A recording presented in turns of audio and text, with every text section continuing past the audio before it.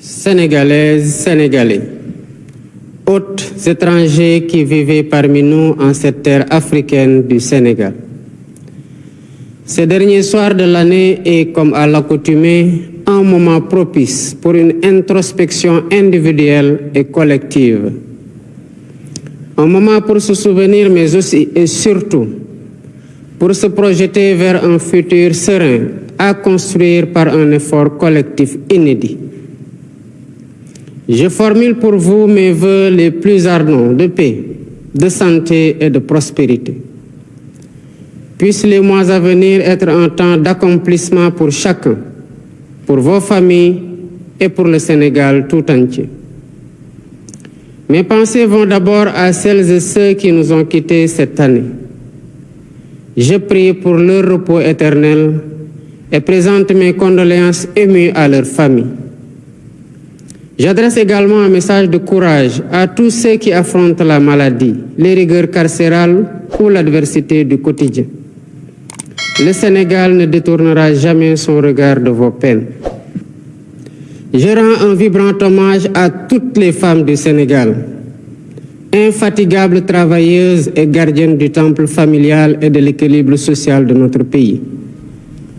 Je salue nos compatriotes de la diaspora dont l'engagement et la détermination font rayonner l'image de notre pays partout dans le monde.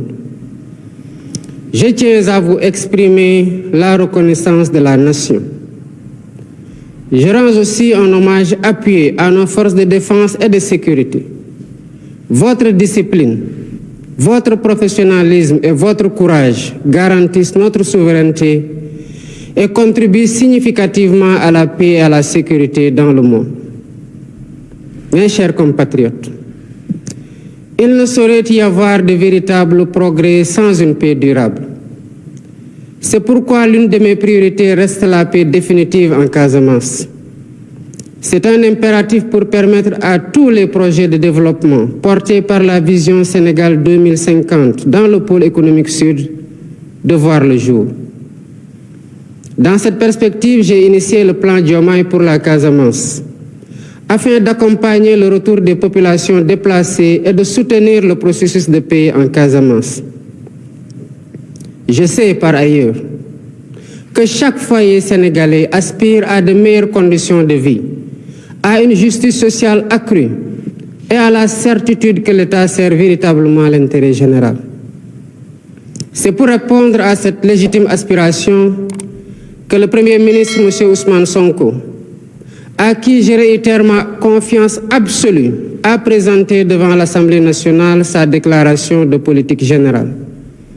Il y a détaillé les grandes orientations de notre programme de gouvernement adossé à l'agenda national de transformation Sénégal 2050 pour redresser le pays et replacer le citoyen au cœur de l'action publique. C'est dans ce même esprit que nous avons choisi la concertation et la consultation comme fil conducteur de notre gouvernance, afin de faire de chaque citoyen un acteur décisif de la rupture et de la construction nationale. Les assises de la justice et les états généraux du transport ou de l'industrie, déjà tenus, en témoignent éloquemment. Cette démarche se poursuivra à travers les assises nationales des Dara et les concertations sur l'enseignement supérieur, ainsi que dans d'autres secteurs, pour renforcer l'adhésion et la participation de tous. Par ailleurs, au courant du premier trimestre 2025, le gouvernement lancera la plateforme Ligueyal Sa Réew, qui permettra à chaque Sénégalais, d'ici comme de la diaspora, de déposer sa candidature au poste public en compétition ou de proposer des projets et opportunités d'investissement. J'ai déjà instruit le bureau organisation et méthode de travailler à l'identification des postes clés devant être mis en compétition, de proposer des modèles types de fiches de poste et des règles d'organisation et de fonctionnement du comité de sélection des candidats qui me seront soumis au bout du processus pour nomination. Mes chers compatriotes, malgré les défis et les incertitudes rencontrés en 2024, Cette année charnière aura surtout été marquée par l'expression d'aspirations majeures, défendues au prix de grands sacrifices, par la vigueur de la raison démocratique et par l'émergence de perspectives porteuses d'espoir. En effet, le 24 mars 2024, vous m'avez largement accordé votre confiance, m'offrant ainsi le suprême honneur de présider aux destinées du peuple sénégalais. Dans une logique démocratique et une belle cohérence électorale, vous avez confirmé et parachevé votre choix dans les urnes le 17 novembre dernier, en nous confortant d'une majorité parlementaire incontestable.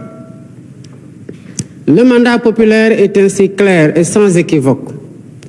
Il nous appartient de le dérouler avec rigueur, fidélité et dévotion. Je m'y engage.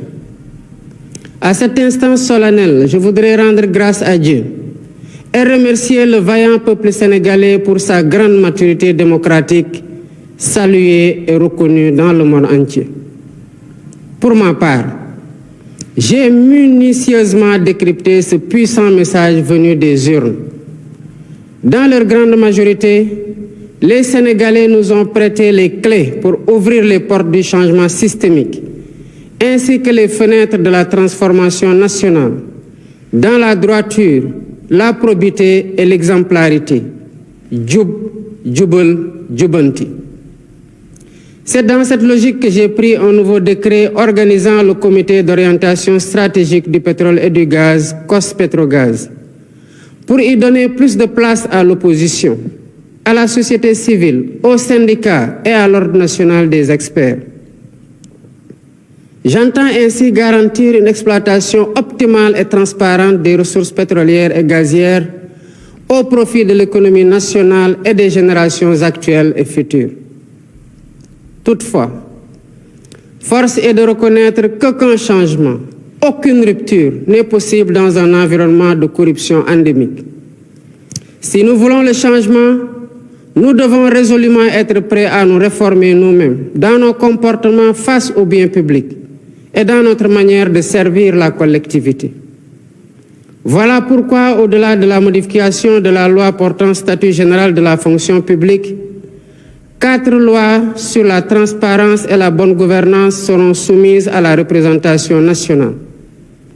Elles portent sur la protection des lanceurs d'alerte, la réforme de l'organe de lutte contre la corruption, l'accès à l'information et la déclaration de patrimoine. Concernant la déclaration de patrimoine, elle sera généralisée à tous les agents de la fonction publique sans exception, ainsi qu'à tous les postes électifs ou nominatifs impliquant une gestion budgétaire, quelle qu'en soit l'importance. Les modalités de publicité et de mise à jour des déclarations souscrites seront définies par la loi. Mes chers compatriotes, je suis pleinement conscient des difficultés que les Sénégalais ont traversées ces dernières années. C'est pourquoi, face à la vie chère et malgré une conjoncture économique plus que difficile, dès les premières semaines de mon mandat, le gouvernement a pris des mesures concrètes pour soutenir les producteurs locaux et réduire le prix des denrées de première nécessité. D'un autre côté, les réformes institutionnelles en cours avec la suppression du Conseil économique, social et environnemental et du Haut Conseil des collectivités territoriales se poursuivront au courant de l'année 2025. Le comité restreint que j'ai déjà mis en place pour l'identification des lois et décrets à prendre ou à abroger est à pied d'œuvre pour matérialiser les consensus forts issus des assises de la justice. Par ailleurs, l'inflation notée des partis politiques, favorisée par une application trop laxiste des textes en vigueur, a conduit à une fragmentation excessive et à une inflation préoccupante, préjudiciable à une respiration démocratique de qualité. Dans un avenir proche, des concertations sur notre système politique se tiendront dans le but d'y apporter plus de lisibilité, plus de transparence et de rationalisation. Toutes ces réformes, comme d'autres, vise uniquement à rapprocher l'État des citoyens, à mieux prendre en charge leurs aspirations et à asseoir les bases d'un Sénégal fier de ses valeurs et intransigeant sur sa souveraineté. La diplomatie sénégalaise, fidèle à sa doctrine, continuera à promouvoir les idéaux de paix et de justice, tout en apportant sa solidarité agissante et son soutien actif aux peuples opprimés du monde. Tous les amis du Sénégal seront traités comme des partenaires stratégiques dans le cadre d'une coopération ouverte, diversifiée et décomplexée. D'ores et déjà, j'ai instruit le ministre des Forces armées de proposer une nouvelle doctrine de coopération en matière de défense et de sécurité, impliquant, entre autres conséquences, la fin de toutes les présences militaires de pays étrangers au Sénégal dès 2025. Mes chers compatriotes, prenons le temps de nous regarder dans le miroir de notre histoire et de nos valeurs, pour nous rappeler qui nous sommes, d'où nous venons et où nous aspirons à aller. Au-delà des réformes et des politiques, arrêtons-nous un moment pour évoquer en profondeur ce qui nous unit. Cette exigence d'unité et de fraternité quasi existentielle pour bâtir l'avenir que nous voulons nous rappelle l'importance de cette communion nationale autour de la même flamme de l'espoir, de la solidarité et du vivre ensemble. Dans un esprit d'humilité et de détermination, nous construisons pierre après pierre le Sénégal que nous voulons. Cette œuvre exige la mobilisation de toutes les énergies et s'appuie sur un esprit de solidarité, de tolérance, de don de soi et de dépassement. Des épreuves les plus dures de l'esclavage aux luttes contemporaines pour l'indépendance et la démocratie, en passant par la colonisation, nous avons démontré avec constance une résilience inébranlable. C'est dans cet esprit et par devoir de mémoire, de vérité et de justice que nous avons commémoré pour la première fois l'anniversaire du massacre de Thiaroye. Nous avons voulu d'une part rendre hommage aux victimes et graver leur mémoire dans notre conscience collective. Et d'autre part, jeter les bases de la restauration de la vérité historique sur cet épisode tragique de notre histoire. La même dette morale nous engage aussi envers les victimes des événements survenus entre mars 2021 et février 2024 et leurs familles. Nous ne pouvons rechercher la vérité sur des faits survenus il y a 80 ans et accepter l'omerta sur les événements tragiques vécus ces 4 dernières années. Ce faisant, il ne s'agit pas d'une revanche à prendre, mais d'une justice à rendre aux victimes et à leurs familles, de les apaiser et de réaffirmer la sacralité de la vie humaine.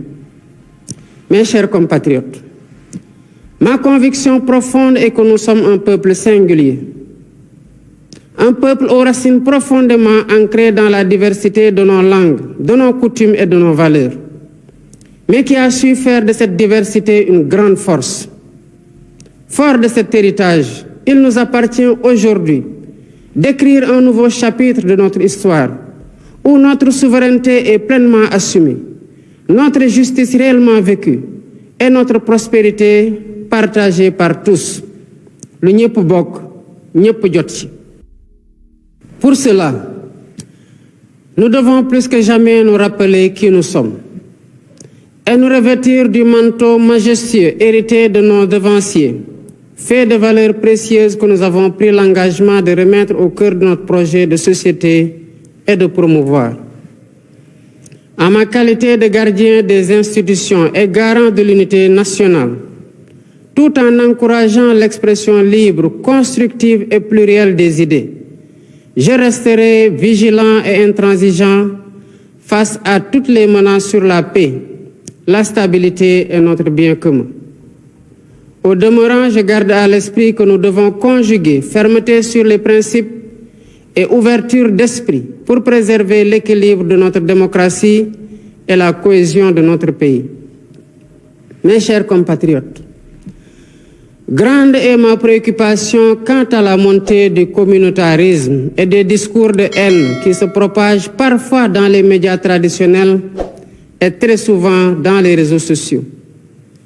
Ces dérives nourrissent la division et fragilisent le socle commun que nous avons patiemment édifié. La cohésion sociale et la stabilité qui sont la même de notre nation. Nous devons tous prendre conscience que le Sénégal souverain, juste et prospère que nous travaillons à matérialiser pour le bien de tous, ne verra le jour que dans l'unité. Conscient de ce que nous sommes un peuple en compétition avec les autres, entretenons le culte du travail bien fait et de l'excellence, afin de prouver au monde, par des réalisations concrètes, que le Sénégal a les ressources humaines de qualité pour accomplir de grandes choses. À notre jeunesse, ardente et créative, je vous encourage à développer vos talents, à innover et à vous ouvrir au monde en restant ancrés dans nos valeurs. Votre énergie et votre détermination sont les véritables moteurs de notre pays. Le gouvernement sera à votre écoute et à vos côtés pour vous soutenir et vous aider à vous réaliser, à être utile à vous-même, à vos familles et à votre pays. Ensemble, prouvons que le Sénégal est une terre de promesses et de possibles, et édifions un Sénégal uni, souverain, juste et prospère. Le discours de fin d'année du président sénégalais, Bassirou Diomaye Faye, prononcé le 31 décembre 2024, constitue un document politique et rhétorique d'une importance particulière. Par sa structure, son contenu et son style, ce discours reflète les ambitions, les priorités et les défis auxquels le Sénégal est confronté à l'aube de 2025. En nous penchant sur ces différentes dimensions, il est possible d'apprécier non seulement les intentions politiques du chef de l'État, mais aussi les perspectives qu'il offre à son pays. Dans son allocution, le président commence par un appel à l'introspection collective et individuelle, reconnaissant la fin de l'année comme un moment propice à la réflexion sur le passé et à la projection vers l'avenir. Ce ton solennel et rassembleur établit dès le départ une volonté de mobiliser l'ensemble des Sénégalais, y compris les étrangers vivant sur le sol national, autour d'un projet commun. Ce choix d'ouverture reflète une stratégie politique visant à unir les diverses composantes de la société sénégalaise, tout en soulignant implicitement les défis de cohésion nationale auxquels le pays est confronté. En effet, dans un Sénégal marqué par des tensions sociales, ethniques et économiques, cet appel à l'unité s'impose comme une nécessité. Le président Faye articule son discours autour de plusieurs thèmes clés, notamment la paix, la prospérité économique, la justice sociale, la lutte contre la corruption et la souveraineté nationale.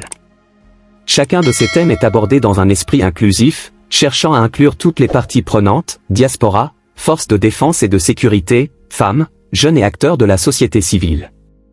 Cependant, cette approche inclusive s'accompagne d'une ambition marquée. Par exemple, la mise en avant du programme Sénégal 2050 et des réformes institutionnelles annoncées traduit une volonté claire de transformer en profondeur les structures étatiques et économiques du pays. Le défi réside toutefois dans la mise en œuvre concrète de ces ambitions, dans un contexte de ressources limitées et de pression internationale. L'une des priorités affirmées par le président est la paix durable, en particulier dans la région de la Casamance, longtemps marquée par un conflit interne. En annonçant le plan Jomé pour la Casamance, le chef de l'État met en avant des mesures concrètes pour favoriser le retour des populations déplacées et renforcer le processus de paix. Cette initiative est louable, mais elle soulève également des interrogations sur sa faisabilité. Les conflits en Casamance sont enracinés dans des dynamiques complexes, impliquant des revendications identitaires, des enjeux économiques et des interférences transnationales. Un effort collectif et concerté sera nécessaire pour garantir le succès de ce plan. Un autre axe majeur du discours réside dans la lutte contre la corruption et l'amélioration de la gouvernance publique. En annonçant 4 lois sur la transparence et la bonne gouvernance, ainsi que l'élargissement de la déclaration de patrimoine à tous les agents publics, le président cherche à répondre aux attentes de justice et de probité exprimées par la population. Cependant, il convient de s'interroger sur l'application réelle de ces mesures. L'expérience montre que la lutte contre la corruption dépend autant de la volonté politique que des mécanismes de contrôle effectifs. En outre, des réformes institutionnelles profondes seront nécessaires pour garantir l'indépendance des organes de lutte contre la corruption. Le président Bassirou Diomaye Faye a consacré une partie importante de son discours au développement économique, soulignant son rôle central dans la transformation du Sénégal. Il a insisté sur la nécessité de diversifier l'économie, en s'appuyant sur des secteurs stratégiques comme l'agriculture, les énergies renouvelables, l'industrie et les services numériques. Cette vision s'inscrit dans le cadre du programme Sénégal Émerge 2050, un plan ambitieux visant à faire du Sénégal un pays à revenu intermédiaire supérieur d'ici 25 ans. Dans ce domaine, le président a rappelé les progrès réalisés dans le cadre du programme de relance et de modernisation agricole. Il a mis en avant une augmentation de 15% de la production céréalière en 2024, grâce à des investissements accrus dans les infrastructures d'irrigation, les intrants agricoles et la mécanisation. Toutefois, malgré ces avancées, les défis structurels demeurent. L'accès limité au financement pour les petits exploitants, la dépendance aux aléas climatiques et les infrastructures insuffisantes pour le stockage et la transformation des produits restent des obstacles majeurs. Le président a annoncé un objectif ambitieux, rendre le Sénégal autosuffisant en riz d'ici 2028. Ce projet, bien qu'encourageant, nécessitera des efforts soutenus, notamment dans la recherche agricole et l'adoption de technologies innovantes. Un autre point saillant du discours a été l'engagement du Sénégal dans la transition énergétique. Le président a salué la mise en service de 2 nouveaux parcs solaires en 2024, portant la part des énergies renouvelables à 35% dans le mix énergétique national. Il a également annoncé un plan national de transition énergétique visant à atteindre 50% d'énergie verte d'ici 2030. Cependant, pour atteindre ces objectifs, le Sénégal devra surmonter plusieurs défis, notamment le financement des infrastructures, le renforcement des capacités techniques locales et l'adoption de politiques incitatives pour attirer les investissements privés. La dimension sociale du discours a également occupé une place centrale, avec un accent particulier sur la justice sociale et l'équité. Le président a annoncé une augmentation de 20% des allocations sociales pour les familles vulnérables, ainsi que la création de 50 000 nouveaux emplois pour les jeunes en 2025. Dans le secteur de l'éducation, le président a salué l'ouverture de 5 nouvelles universités régionales en 2024, ainsi que l'augmentation des bourses étudiantes. Cependant, il a reconnu les défis persistants, tels que la qualité de l'enseignement, le manque de ressources pédagogiques et les disparités régionales. En matière de santé, le discours a mis en avant des progrès notables, notamment la réduction de 10% de la mortalité infantile grâce à des programmes de vaccination élargis et à l'amélioration des infrastructures sanitaires. Néanmoins, des préoccupations subsistent, notamment l'accès aux soins dans les zones rurales et le déficit de personnel médical qualifié. Sur le plan international, le président a réaffirmé la volonté du Sénégal de jouer un rôle actif dans la diplomatie régionale et mondiale. Il a souligné l'importance des partenariats stratégiques avec des puissances émergentes, notamment la Chine, la Russie et les pays du Golfe, tout en consolidant les liens historiques avec l'Europe et les États-Unis. Le président a insisté sur la nécessité de renforcer la souveraineté économique du Sénégal, en réduisant sa dépendance aux importations et en valorisant les ressources locales. Cet engagement s'inscrit dans une dynamique panafricaine plus large, visant à promouvoir l'intégration économique régionale et la solidarité entre les nations africaines. Cependant, cet effort pour renforcer la souveraineté économique devra être accompagné de réformes structurelles profondes, notamment dans les domaines de la fiscalité, des infrastructures et de la gouvernance économique. Le discours du président Bassirou Diomaye Faye reflète une ambition profonde de transformation économique et sociale pour le Sénégal. En s'inscrivant dans une vision de rupture avec les modèles traditionnels de développement, il met en avant l'industrialisation comme levier stratégique pour sortir le pays de sa dépendance vis-à-vis des exportations de matières premières. Cette approche, bien que prometteuse, nécessite des politiques cohérentes pour diversifier l'économie, renforcer les infrastructures et intégrer les chaînes de valeur mondiales. À ce titre, le développement de pôles industriels régionaux pourrait stimuler l'emploi et l'innovation tout en favorisant une meilleure répartition des richesses sur le territoire national. La transition énergétique occupe une place centrale dans ce projet de transformation. Le Sénégal, grâce à ses récentes découvertes de gaz naturel, pourrait jouer un rôle clé dans la sécurité énergétique régionale.